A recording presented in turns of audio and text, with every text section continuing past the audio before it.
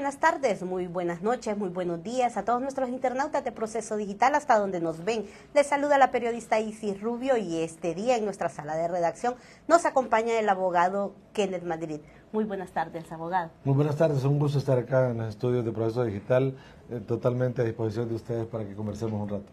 Abogado, ¿cómo analiza usted el juicio hacia el expresidente Juan Orlando Hernández? Bueno, diversas perspectivas. Creo que una de ellas es que a la Fiscalía Federal de Nueva York no solo le interesa demostrar la culpabilidad del expresidente Hernández, sino que al contrario, creo que ahí estamos viendo toda la fuerza del poderío de Estados Unidos de querer mostrar cuán infiltrada está el narcotráfico en la política del país, en los sectores gubernamentales y sentar un precedente en la región latinoamericana y sobre todo en Honduras, que cuando un político recibe dinero de narcotráfico y ofende la ley de Estados Unidos, tarde o temprano lo va a alcanzar el brazo de la justicia. Eso creo que es el mensaje que quiere enviar claramente Estados Unidos y a la clase política existente actualmente también, diciéndole que están observando claramente y hemos podido ver que han salido nombres de todos los colores políticos y eso lo que muestra es que quiere dejar ese mensaje arraigado. Hay muchas declaraciones de los testigos que hemos podido apreciar que no se refieren al hecho concreto de la conspiración de cocaína, pero sí hablan del sistema electoral hondureño, de cómo ha sido contaminado, y eso es prácticamente la lección que quiere dejar Estados Unidos a efecto de considerar que nadie puede andar fuera de la ley y ofender a Estados Unidos porque va a alcanzarlo al final el brazo de la justicia federal. En Estados Unidos hay un grupo de fiscales hondureños que están viendo todo el panorama y todo esto. Pero acá están los otros fiscales. ¿Deben de actuar ellos ya de oficio con las menciones que están dando o tienen que esperar que regresen los que mandaron ellos allá? Bueno, mire, de manera particular uno respeta el hecho de que se hayan ido los fiscales para allá. Está bueno que conozcan Nueva York, que den su vuelta por allá, pero no es necesario ese tema. Creo que ustedes los periodistas hacen una labor incansable cuando se transmiten todos los datos de lo que está sucediendo en la sala de audiencias y se está procesando esa información aquí en el país. Con solo tener una noticia criminal de un posible o supuesto hecho delictivo, el Ministerio Público está en la obligación ineludible, por lo que dice su ley orgánica y la Constitución de la República, de iniciar investigaciones sobre estos nombres que se están dilucidando allá en la Corte del Distrito Sur de Nueva York.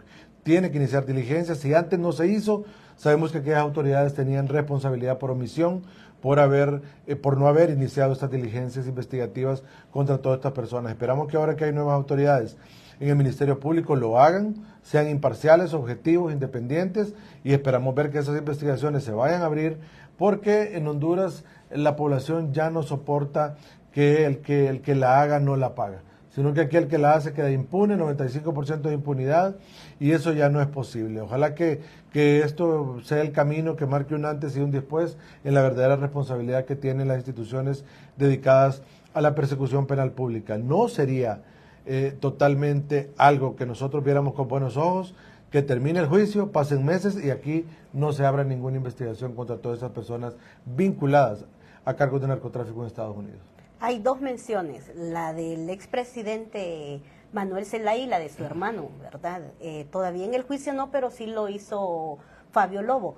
Ellos tienen un fiscal interino, Joel Zelaya, que se supone que es amigo del expresidente Manuel Zelaya. ¿Cree usted que habrá ahí alguna investigación?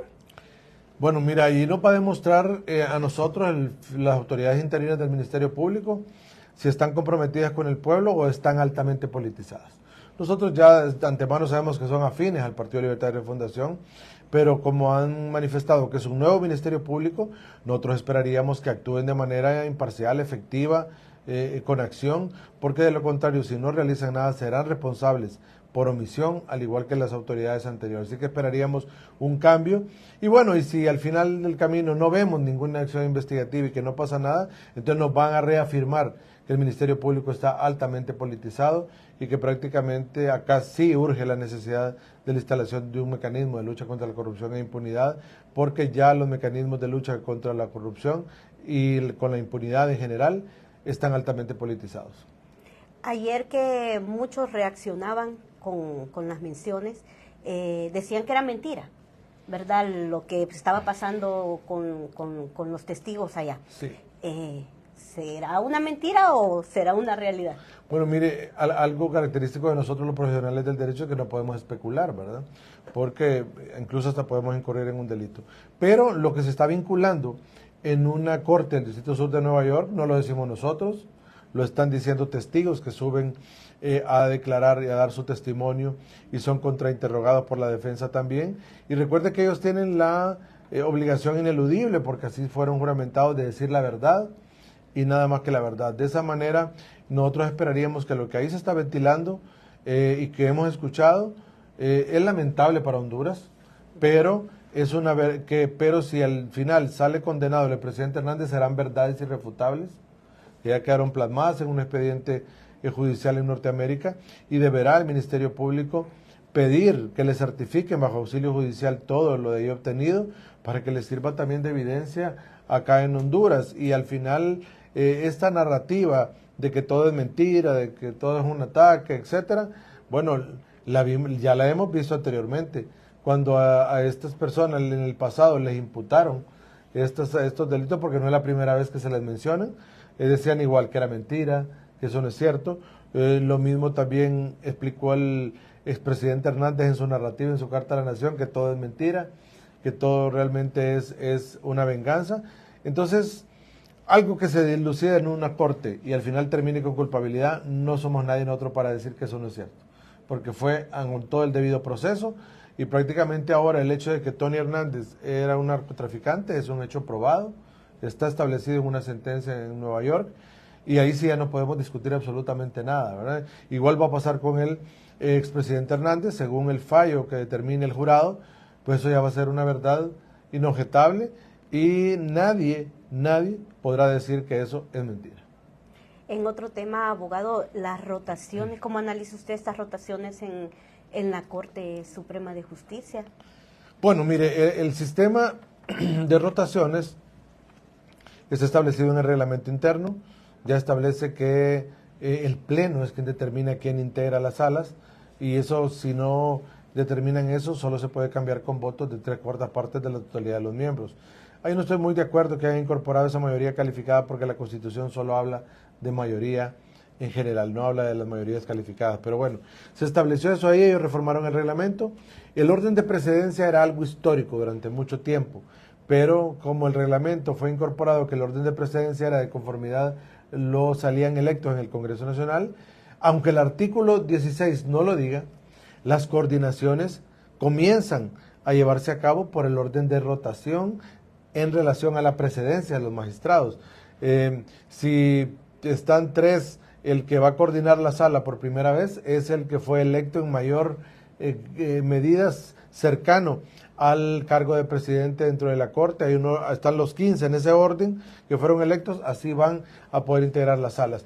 Pero ahora hay argumentos que dicen que no, que en las salas no se respete el orden de precedencia y que ahí prácticamente ellos deciden a quién colocan, no puedo repetir ninguno. Yo respeto ese criterio, pero no es tampoco ni la intención del legislador eso, ni tampoco fue la intención de los legisladores de hace 100 años. En la Ley Orgánica de Atribuciones de los Tribunales, la LOAT, ahí se establece cómo se determina la precedencia en las Cortes de Apelaciones del país, que son 3 magistrados, y le dice que va a comenzar en la presidencia el magistrado más antiguo del Poder Judicial, que esté en esos 3 cargos.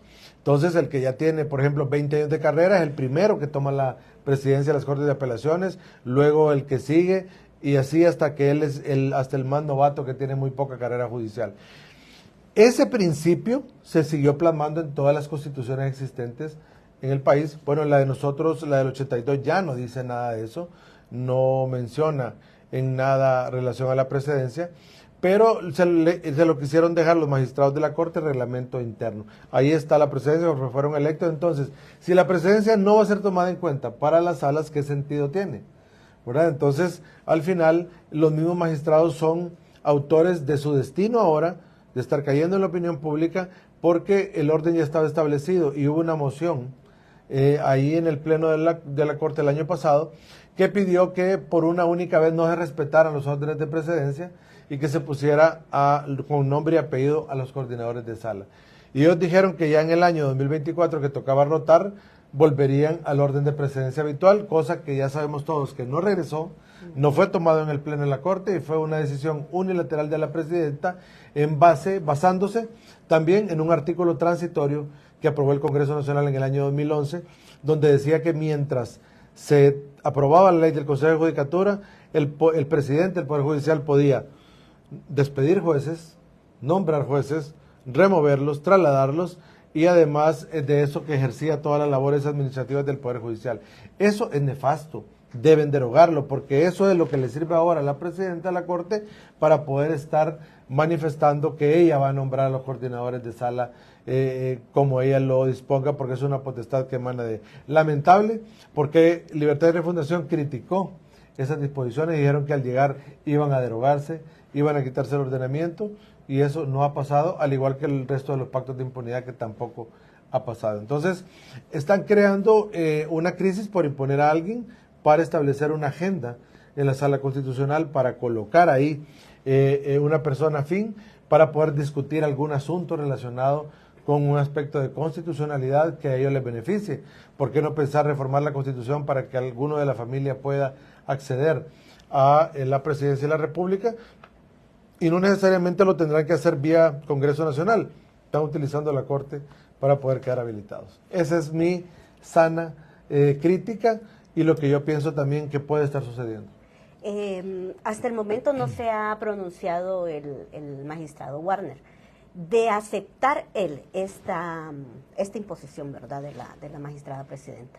¿Cree usted que él tomará una agenda y sacará todos esos recursos que están ahí engavetados? No lo sé la verdad, pero sí queda claro que Libertad y Refundación está luchando y abogando por él. Alguna afinidad habrá para someter algún negocio jurídico a la sala y que él pueda apoyarlos en ese tema, ¿no? Entonces, creo que seguramente sí hay un interés de por medio. Él va a guardar silencio, no se va a pronunciar, él va a quedar como presidente de la sala, eso ya es un acto consumado a pesar de que muchos consideramos que es ilegal, que es ilegítimo, que es incorrecto. Pero bueno, fue ilegítimo el nombramiento del Procurador General de la República porque no sabía los requisitos. Fue ilegal el nombramiento de Luis Redondo como presidente del Congreso, la elección de elegirlo presidente del Congreso Nacional, porque quienes votaron fueron diputados de Libre, en curules del Partido Nacional Liberal, etcétera, y eso es fatal porque ya el pueblo dio las cuotas que le corresponden a cada partido, si no, no tendría sentido, no hagamos elecciones, ¿verdad? Y además de eso también recordemos que han habido una serie de actos que no ayudan bajo ninguna medida a dar muestras de tener legalidad, tener legitimidad, y eso pues obviamente ahora esto se suma una crisis más porque a ellos no les interesa el principio de legalidad, no les interesa lo que se dice. Al diputado Luis Redondo lo juramentó otro diputado que no tenía la solemnidad para hacerlo. Entonces son temas que uno va viendo que no han abonado, no han garantizado esa estabilidad. Entonces lo que sucede ahora en la Corte, que se está imponiendo a alguien afín a ellos, debe de llevar un fin y una lógica, y que son los que yo le he apuntado. Aparte de eso que usted mencionó, también está la elección de los fiscales interinos. ¿Cree usted que todo esto que está pasando con todo este golpes que han venido dando es que nos llevan a un llamado a una Asamblea Nacional Constituyente? Podría ser, yo no puedo descartar eso porque recordemos que el llamado a una Asamblea Nacional Constituyente está dentro del plan de gobierno de Libertad y Refundación. Es parte de la ideología que los nutre, y eso lo tienen previsto hacer. Había manifestado el coordinador general de Libertad y Refundación que no era el momento para hacerlo, que no había ambiente en el país. Ambiente nunca va a haber, o sea, aquí no es un problema de constituciones el problema que tenemos aquí, el problema que hay en Honduras es de respeto absoluto a la ley. O sea, creo que al pueblo hondureño se le da pan, se le da circo, mientras ellos en la clase política logran ponerse de acuerdo para ciertas cosas. Pero yo creo que en una agenda multipartidaria para llevar a una Asamblea Nacional Constituyente, no veo a las fuerzas políticas de oposición en el país prestándose para ello. Ojalá que no traten de imponer a la fuerza a una Asamblea Constituyente, porque sí puede haber una convulsión social, el pueblo no va para más, ya se cansó de tanta imposición, de tanto autoritarismo, y seguir con acciones erráticas, insistiendo en eso, volverse anacrónicos, porque aquí se está repitiendo un guión del 2006 al 2009, que lo mismo que sucedió se está repitiendo ahora. Eso no puede ser. Los tiempos han cambiado, son totalmente diferentes. El político de oficio, el partido político que piense que ahora se puede evitar el tema de la globalización, se puede pensar controlar el pensamiento de muchos jóvenes, que prácticamente en el próximo proceso electoral serán 1,000 jóvenes, 600,000 que votaron en la elección pasada, más aproximadamente 400,000 nuevos jóvenes en este nuevo proceso electoral que van a decidir una elección. Entonces, por lo tanto, es muy complicado pensar que se van a repetir los actos del gobierno del presidente Zelaya, pero así los lleva. A uno es difícil, pero va por esa línea, y ojalá que reflexionen, que sean 2 años para poder dialogar, para poder hablar, para poder consensuar, y que tengamos elecciones libres en el año 2025, donde la gente pueda salir a votar masivamente por el candidato de su preferencia. Otro de los temas, abogado, es el que introdujeron un recurso sobre la ley de privación de dominio. Esa ley está bien aprobada o Sí. está dañando. Es que mire, ¿sabe cuál es el problema en lo que muchos colegas profesionales del derecho se equivocan? La ley de privación de bienes de origen ilícito es una ley que no es una ley penal, ni tiene ninguna relación con un proceso penal que vaya a llevar a alguien, son cosas totalmente distintas. Tampoco es un proceso civil o relacionado con algún proceso civil que le sea a alguien, tampoco es una rama de derecho nuevo en el cual hacia donde va dirigido es a los bienes, no a las personas. Y la ley de privación de dominio ha sido una herramienta fuerte en la lucha contra el narcotráfico, crimen organizado, y han hecho su labor. El detalle es que las propiedades que están aseguradas ahora, pues obviamente será que para algunos políticos representa mucho interés el que no tener sus propiedades aseguradas, y han buscado esta vía. Es un recurso de inconstitucionalidad por vía de excepción, quiere decir que el apoderado del Partido Liberal llevaba un trámite en el expediente, lo denegaron y acudió por la vía constitucional de excepción para que se pronuncie sobre la ley de privación de dominio. Tengo entendido que él quiere eliminar el principio de retrospección, quiere eliminar ciertos artículos de la ley, pero el principio de retrospección es la esencia de la ley. Si no lo tiene prácticamente y se lo quitan, prácticamente esa ley no va a tener sentido que esté existente, pero la ley de privación de dominio es una ley constitucional porque ya la Constitución dice que la propiedad privada es un derecho absoluto, ¿no?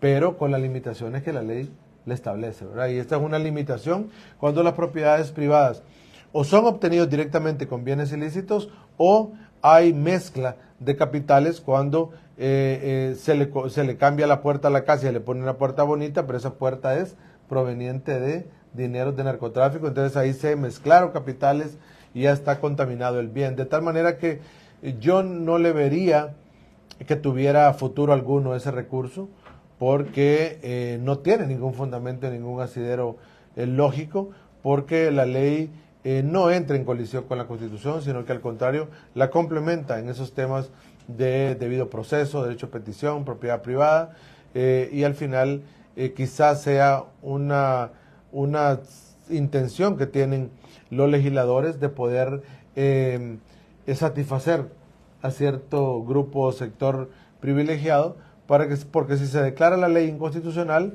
podría correr dos suertes. Uno, que se declare inconstitucional desde el día en que fue aprobada, y eso sí dejaría totalmente al descubierto la justicia, porque todo lo que se hizo antes no existe y tienen que devolver todos los bienes existentes. Pero puede ser que la Sala Constitucional diga es de aquí en adelante y quede subsistente todo lo que se realizó atrás bajo la vigencia de la ley, y entonces puedan salvaguardar un poco ese tema. Pero al final, si esa ley es declarada inconstitucional en alguno de sus artículos, estarán mostrándole al pueblo hondureño que hay un interés ahí político partidario de devolver bienes a personas ligadas a actos de corrupción. Gracias, abogado. Le dejo las cámaras de Proceso Digital y Departamento 19 para que se despida y dé ese mensaje a la población con todos estos problemas que nos atañen. Sí, agradecer a Proceso Digital y Departamento 19 por esta entrevista, agradecer la invitación y hacer un llamado al pueblo hondureño a que exijamos reformas políticas electorales, a que pidamos vehementemente que la clase política se reestructure en el país, que los partidos políticos den paso a un nuevo liderazgo.